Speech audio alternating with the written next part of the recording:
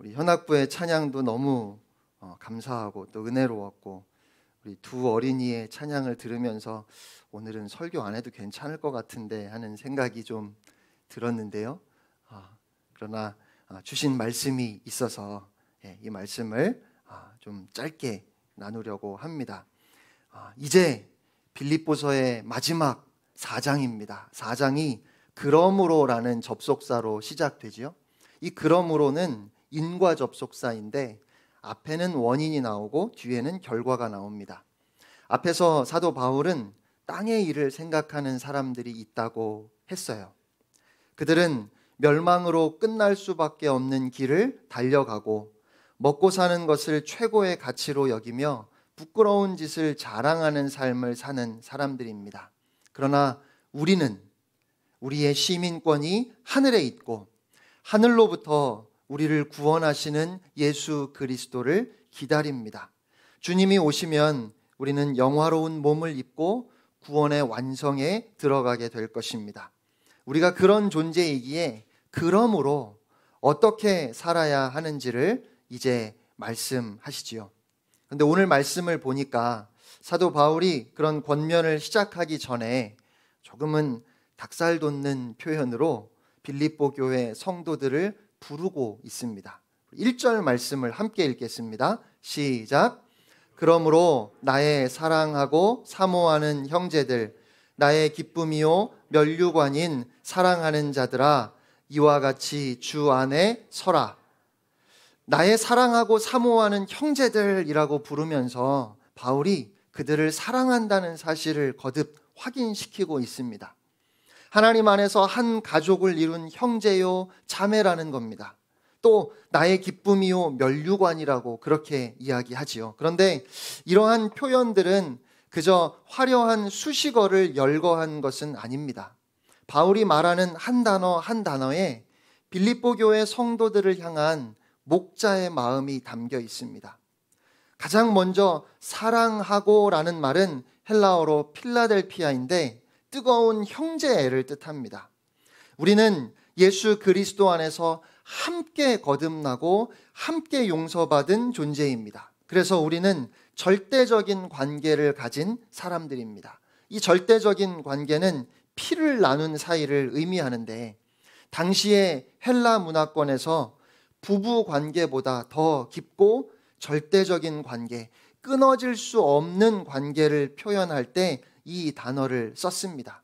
그리고 이 말은 우리의 기업이 동일하다는 겁니다. 장차 우리가 유업으로 받을 것은 하나님의 나라, 그래서 하나님 아버지께서 그 상속을 우리에게 약속하셨다는 의미입니다. 그리고 사모하는 이라는 이 말의 원뜻은 그립다, 보고 싶다입니다. 바울은 형제로서 빌립보 교회 성도들의 안부가 늘 궁금하고 보고 싶고 또 만나고 싶은 마음이 있음을 표현합니다. 그 다음에 나오는 기쁨이라는 말의 정확한 의미는 어떤 사람을 생각할 때마다 내 마음에 긍지가 생긴다, 이런 뜻이에요. 그러니까 빌립보 교회 성도들을 바울이 생각할 때마다 힘을 얻게 된다는 것이죠. 그들이 의지가 되고 또 위로가 되고 격려가 된다는 겁니다. 그리고 면류관이라고 말합니다. 여러분, 바울이 얼마나 고생을 많이 했습니까? 주님을 섬기고 충성스럽게 따르면서 옥에 갇히고 매맞고 조롱당하고 버림받고 죽을 고비도 수없이 넘겼습니다. 그렇게 신실하게 복음의 증인된 길을 달려가므로 그가 그 경주를 마칠 때 하나님께서 주실 면류관을 기대하고 있는데, 그런데 빌립보 교회 성도들이 바로 그 면류관이라는 거예요. 바울은 그렇게 빌립보 교회 성도들에게 모든 가치를 두고 있습니다. 바울이 정말 신실한 목회자였구나 하는 생각을 하게 됩니다. 그런데 바울은 구체적인 권면에 앞서 왜 이렇게 많은 의미를 담아서 빌립보 교회 성도들을 부르고 있을까요? 개인적으로, 인격적으로 얼마나 사랑하는지를 먼저 표현하는 이유가 무엇이겠습니까? 사람은 문제를 지적하고 바른 말을 한다고 변화되거나 달라지는 존재가 아닙니다. 우리 사회의 어리석음이 여기에 있지 않을까 싶어요. 바른 말을 하고 문제를 지적하면 문제가 해결될 수 있는 것처럼 자꾸만 생각합니다. 하지만 사람은 그런 존재가 아닙니다. 우리는 모태로부터 죄인으로 태어났기 때문에 상대가 바른 말을 할 때 기꺼이 받아들이지 못해요. 귀찮게 여기고 자존심 상해하면서 나를 합리화하려고 하고 핑계를 댑니다. 이것이 죄인의 모습입니다. 사람의 말이 제대로 들리는 순간은 딱 한순간뿐입니다. 상대방이 정말 나를 위해서 그 말을 한다는 사실이 느껴질 때, 그때에만 귀를 기울이고 마음을 기울여 말을 듣게 되지요. 바른 말, 옳은 말이 세상을 바꾸는 것이 아니라 사랑이 담긴 참된 말이 사람을 바꾸고 변화시킵니다. 그래서 바울은 구체적이고 실제적인 이야기를 하기 전에 먼저 그 사랑을 다시 한번 확인하려고 하는 겁니다. 사랑 없이 하는 말은 바른 말이라고 해도 도움이 안 될 때가 대부분이에요. 이 말씀을 오늘 특별히 어린이 주일에 적용해 보면 여러분, 아빠 엄마가 사랑하는 거 알지? 이 말이 자녀들에게 참 공허한 말로 들릴 수 있습니다. 아니, 어떻게 알겠어요? 자녀들이 분명하게 느끼고 경험할 수 있도록 사랑해 주어도 우리 아빠 엄마가 나를 사랑하는구나 라고 알까 싶은데, 내가 사랑하는 거 알지? 라는 말이 그걸 꼭 표현하고 보여주고 확인시켜 주어야 아느냐는 의미일 때 그 말은 참 공허한 말이 될 것 같아요. 부모님들이 자녀들을 사랑하지 않는다는 말이 아닙니다. 사랑하시지요. 너무 사랑하시지요. 그런데 부모님의 사랑을 자녀들이 바로 알기가 참 어렵다는 말이지요. 아니, 낳아주고 키워줬으면 그 사랑 알아야 한다고요? 100번 맞는 말이지만, 그런데 우리가 그렇게 말하면 하나님께서 어이가 없다 하실 것 같습니다. 왜요? 우리도 하나님 아버지의 사랑을 잘 모르잖아요. 하나님께서 그렇게 사랑하시는데도 하나님이 언제 나를 사랑하셨냐고 우리가 그렇게 말하고 있지 않습니까? 그래서 하나님께서 우리를 사랑하신다는 것을 어떻게 확인시켜 주셨지요? 우리와 눈높이를 맞추시려고 사람이 되어 이 땅에 오셨고 십자가로 그 사랑을 확증하여 보여주셨잖아요. 그럼에도 우리는 여전히 하나님의 사랑을 알지 못해요. 사람이 그래요. 바른 말에 우리가 변한다면 예수님이 안 오시고 그냥 말씀만 하셨을 겁니다. 그러니까 부모들은 자녀들에게 사랑을 보여주어야 합니다. 자녀들의 눈높이에 맞춰서 나를 희생하는 그 사랑을 자녀들이 볼 수 있도록, 경험할 수 있도록 해 주어야 합니다. 그래도 자녀들은 부모의 사랑을 바로 알고 깨닫기가 쉽지 않아요. 그런데 그런 사랑을 보여주지도 않고 그저 바른 말이라고 해서 자녀들에게 무조건 쏟아내고, 그러면서 하는 말이 아빠 엄마가 사랑해서 말하는 거야입니다. 그리고 자녀들은 그 말에 더 엇나갑니다. 자녀들이 부모의 말을 들을 수 있도록 정말 사랑으로 해야 합니다. 왜곡된 사랑 말고, 자녀를 내 소유로 여기는 그런 사랑 말고 진짜 사랑으로 말하고 그 사랑을 느끼고 경험할 수 있도록 보여주는 부모가 되어야 하겠습니다. 사랑 없이 하는 말은 칼과 같기에 우리는 마음에 사랑을 가득 담아서 말해야 합니다. 어떤 말을 하려고 하다가 자녀에게든 아니면 누군가에게든 어떤 바른 말을 하려고 하다가 여러분 마음에 정말 사랑이 담겨 있는지 잘 모르겠으면 어떻게 할까요? 말하기 전에 먼저 기도하시기 바랍니다. 하나님께 지혜를 구하세요. 그러면 틀림없이 성령님께서 여러분을 인도하실 겁니다. 그렇게 바울은 먼저 빌립보 교회 성도들을 향한 자신의 사랑을 진지하게 표현하고 첫 번째로 주 안에 서라 권면합니다. 여기서 서다라는 이 단어는 굉장히 강한 표현입니다. 굳게 서다, 견고하게 서다, 요동하거나 흔들리지 않고 서 있다라는 그런 의미예요. 전쟁터에 수많은 위험이 있지만 군인이 그 전쟁터에서 자신의 자리를 지켜낸다는 의미로 쓰이는 단어가 바로 이 말입니다. 또 경기 중에 너무 지쳐서 기권하고 싶지만 절대로 포기하지 않고 끝까지 경주에 임할 때 그런 선수들의 모습을 묘사할 때 이 단어가 쓰였습니다. 그러니까 어떤 일이 있더라도 이 땅을 살아가면서 어떤 시련과 문제를 만난다 할지라도 주 안에 서라는 것입니다. 믿음으로 사는 것을 포기하지 말아야 한다는 말씀이지요. 많은 사람들이 교회에 와서 실망합니다. 목회자에게 상처받고 믿었던 사람들에게 배신당할 때 교회를 떠나고 믿음의 길을 떠나지요. 목사로서 정말 죄송합니다. 하지만 그래도 믿음을 포기해서는 안 됩니다. 여러분의 삶에 어떠한 일을 만난다 할지라도 주 안에 서는 것을 포기하지 말아야 합니다. 주 안에 서 있어야 그 안에 모든 것이 있습니다. 하늘로부터 우리를 향해 오시는 예수 그리스도를 맞이할 용기, 주님이 오셔서 우리에게 주실 그 영광스러운 생명의 완성이 모두 예수 안에 있습니다. 그러니까 예수 바깥으로 나가거나 믿음을 떠나는 것을 선택해서는 안 된다는 말이지요. 사랑하는 여러분, 교회를 위해 신앙생활하는 것 아닙니다. 담임 목사 위해서 교회 나와주는 것 아닙니다. 누군가를 위해서 믿어주는 것 아닙니다. 안 믿으면 모든 것을 다 잃는 것입니다. 그러므로 이 땅을 살아가면서 어떠한 상황을 만난다 할지라도 신앙으로부터 떨어지는 일이 없도록 해야 합니다. 주 안에 견고히 서는 여러분 되시기를 주님의 이름으로 축원합니다. 이어지는 두 번째 권면은 주 안에서 같은 마음을 품으라는 것입니다. 2절 말씀 함께 읽겠습니다. 시작. 내가 유오디아를 권하고 순두개를 권하노니 주 안에서 같은 마음을 품으라. 아멘. 유오디아와 순두개는 모두 여성인데 이 두 여성은 교회에서 아주 유력한 사람들이었습니다. 그런데 어떤 이유 때문인지는 알 수 없지만 아마 서로 다투었던 것 같아요.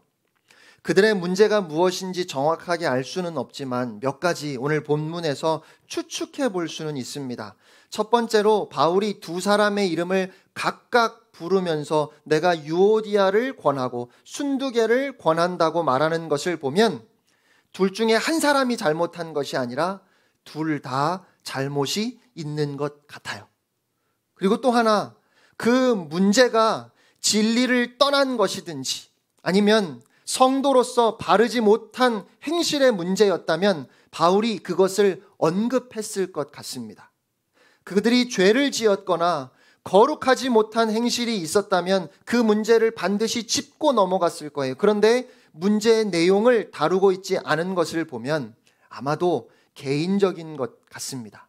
공동체 안에 함께 속해 있는 두 사람의 기질이나 성격이나 생각이나 경험이 다른 데서 오는 오해, 그래서 서로 부딪혀서 다투고 반목하지 않았을까 추측해 볼 수 있습니다. 실제로 교회 안에서 일어나는 대부분의 문제가 이런 것이지요. 사람들과의 관계에서 아주 개인적인 부분들이 문제를 일으키는 경우가 많습니다. 하나님의 나라를 보여주어야 하는 교회에 문제가 생기면 많은 사람들이 놀라지요. 당황하지요. 특히 교회에 처음 왔거나 교회에 대해 피상적으로 아는 사람들은 사랑의 공동체여야 하는 교회가 다투는 모습을 보면서 어떻게 저럴 수 있어 라고 생각합니다. 하지만 놀라실 필요는 없습니다.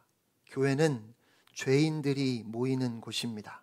교회는 어쩌면 다툴 수밖에 없는 공동체인 것 같아요. 저는 결혼하는 신랑 신부에게 늘 이렇게 말합니다. 어제도 제가 주례를 하면서 똑같은 말을 했습니다. 결혼하면 저절로 행복한 것이 절대로 아닙니다.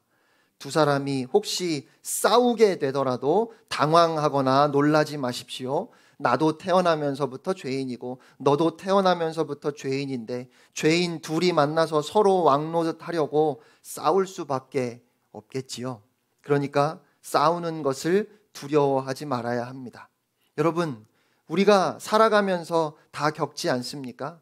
그렇게 고르고 골라서 결혼을 했는데도 싸웁니다. 하물며 교회에 다툼이 없겠습니까? 교회에 문제가 없기를 기대하신다면 죄송하지만 100% 실망하실 겁니다. 교회는 문제가 없는 공동체가 아닙니다.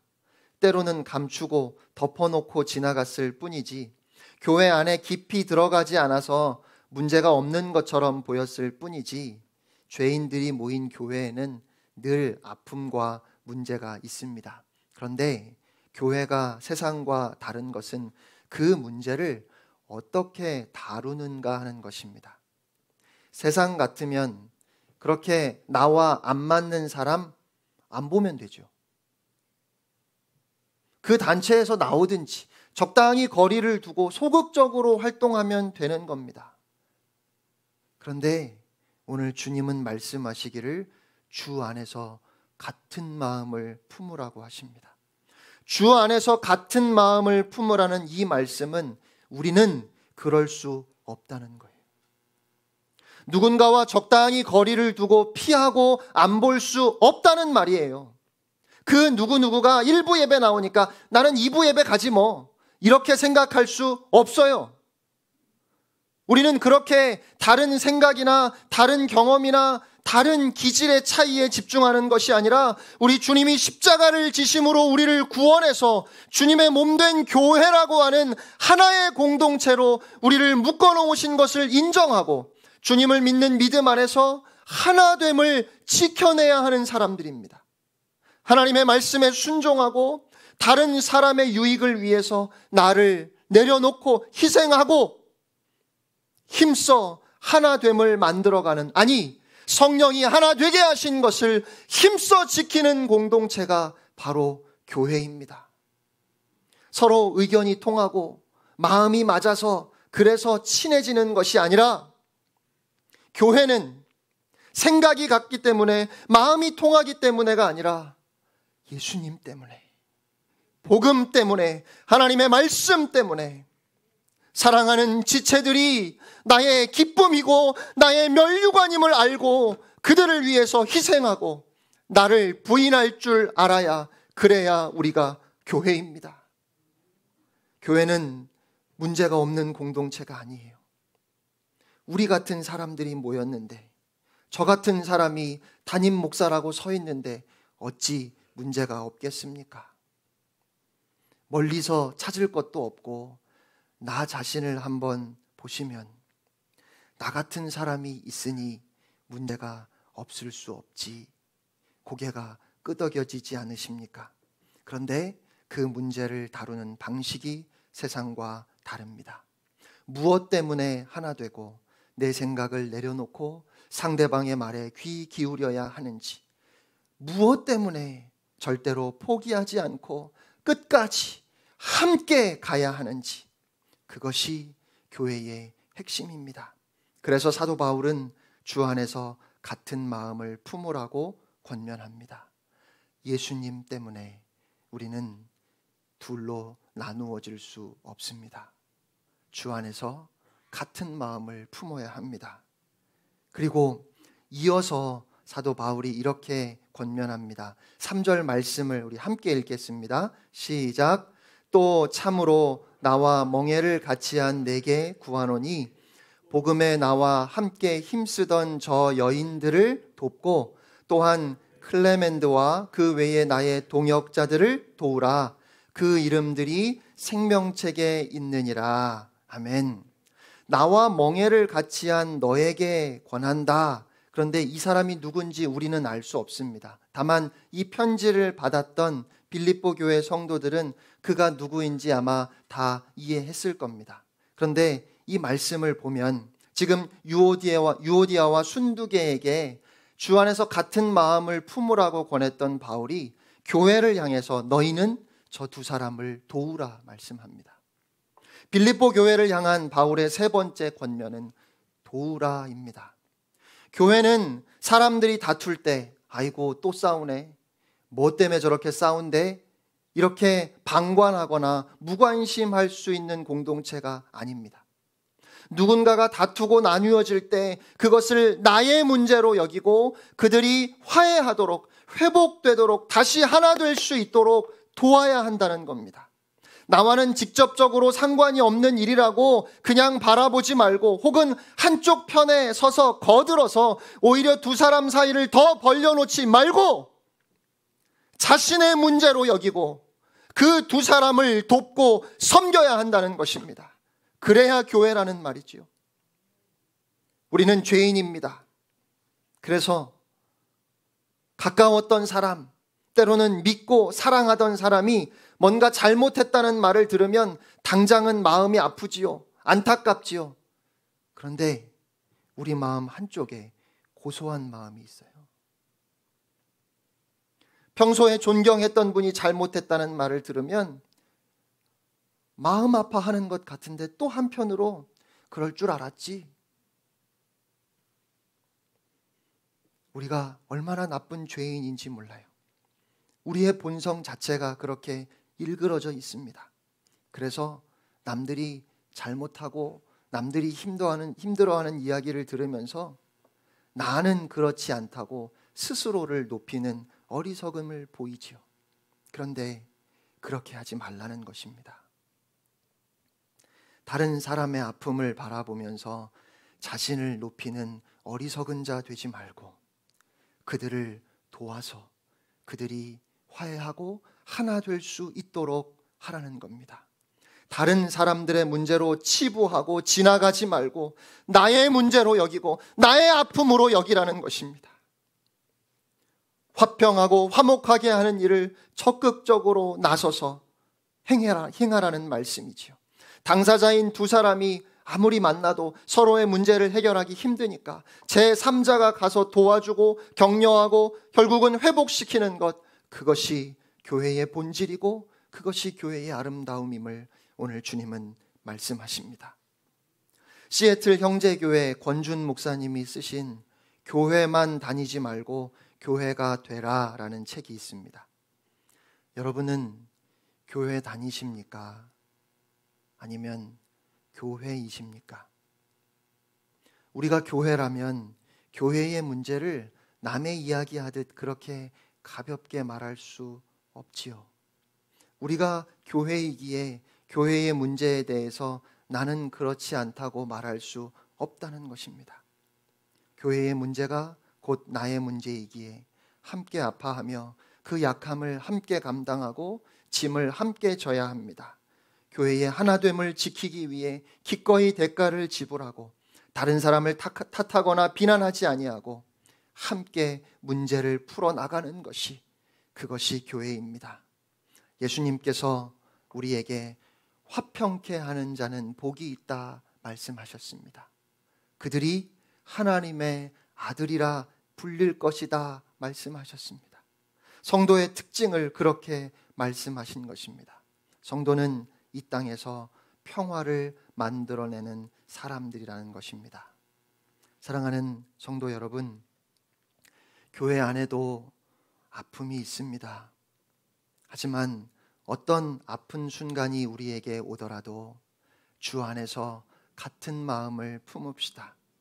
주 안에 견고하게 손에 손을 맞잡고 함께 섭시다. 다른 사람의 문제라고 여기면서 무관심하지 말고 나의 문제이기에, 나의 아픔이기에 함께 짐을 지고 힘을 다하여 서로를 도와야 하겠습니다. 우리의 서로 다름이 불협화음을 만들어내는 것이 아니라 그 각자의 개성이 하나 되어 교회를 더 강하게 만들도록, 획일적인 세상의 다른 모임들과 비교할 수 없는 역동적인 아름다움이 그 다름으로 인해 넘치도록 우리가 서로를 도와야 하겠습니다. 그렇게 우리가 교회 되어야 하겠습니다. 우리 교회가 그런 공동체 되기를 간절히 소원합니다. 우리 모두가 그렇게 진정으로 교회가 될 수 있기를 바랍니다.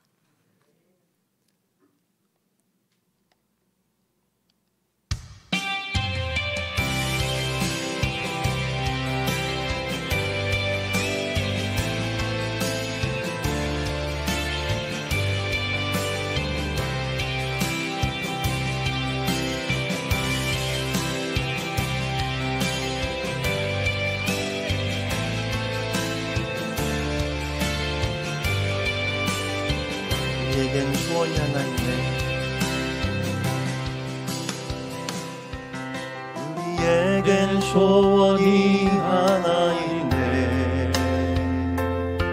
주님 다시 오실 그날까지 우리 가슴에 새길 주의 십자가 사랑, 나의 교회를 사랑케 하네. 주의 교회를 향한 우리 마음, 희생과 포기와 가난과 고난, 하물며 죽음조차 우릴 막을 수 없네. 우리 교회는 이 땅의 희망, 교회를 교회 되게, 예배 되게 우릴 사용하소서. 진정한 등의 날 오늘 임하도록 우릴 사용하소서.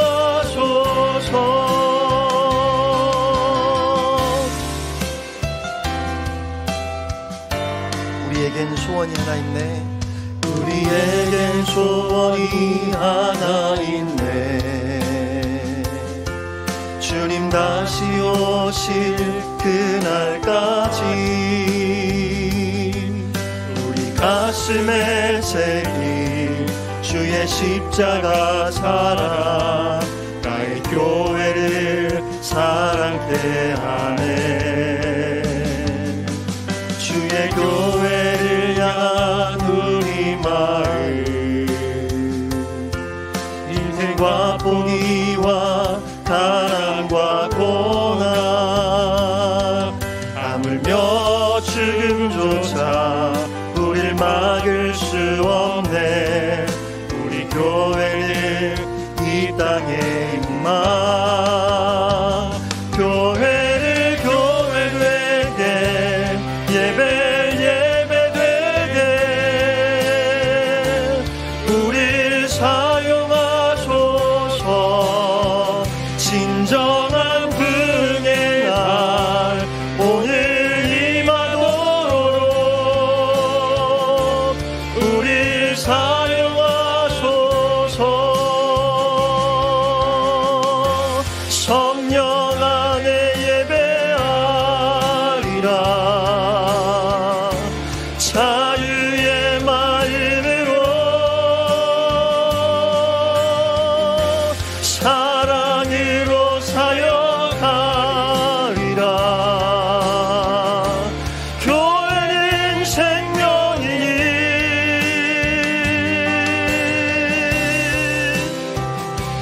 예배